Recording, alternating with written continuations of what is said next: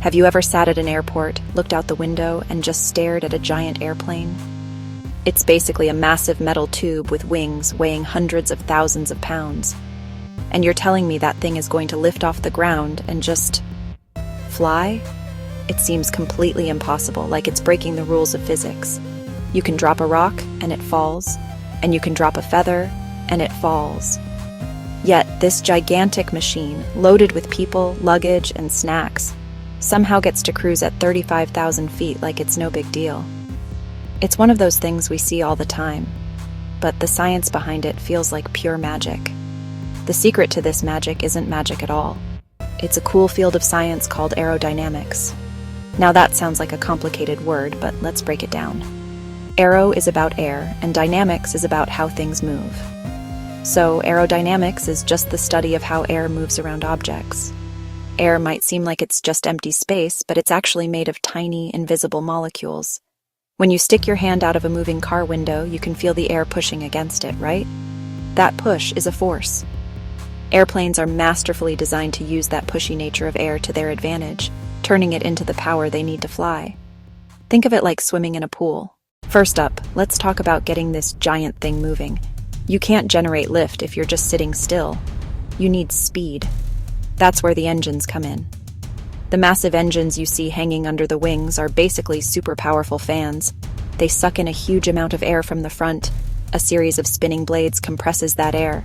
It mixes with jet fuel, and then it ignites. This creates a controlled explosion that shoots hot gas out the back at an incredible speed. Newton's third law of motion kicks in here. For every action, there is an equal and opposite reaction. The action, hot gas blasting backward. The reaction, the plane being pushed forward. This forward push is called thrust. It's the brute force that gets the plane hurtling down the runway. But speed alone won't make you fly. You need the wings. This is where the real genius of flight happens. An airplane wing isn't just a flat board. From the side, you see a special shape called an airfoil, curved on the top, flatter on the bottom. So we have thrust pushing us forward and lift pushing us up. But remember that tug of war? Physics has another trick up its sleeve to try and stop us. Drag. Drag is essentially air resistance. It's the same force you feel when you try to run through the water in a swimming pool. The water pushes against you, slowing you down. Air does the exact same thing. As an airplane rockets through the sky, the air molecules are constantly bumping into it, creating a friction-like force that tries to hold it back.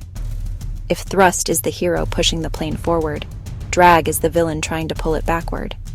To win this fight, airplanes have to be as slippery as possible. This is why they are designed with such smooth, rounded, and pointy shapes. A design principle called being aerodynamic. Look at the front of a plane. It's a pointed cone called a nose cone, designed to slice through the air with minimal resistance.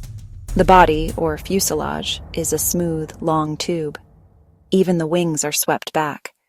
All of this is done to help the air flow over the plane's surfaces as smoothly as possible, reducing the amount of friction and turbulence. Okay, so the plane is in the air. It's generating thrust, lift, drag, weight.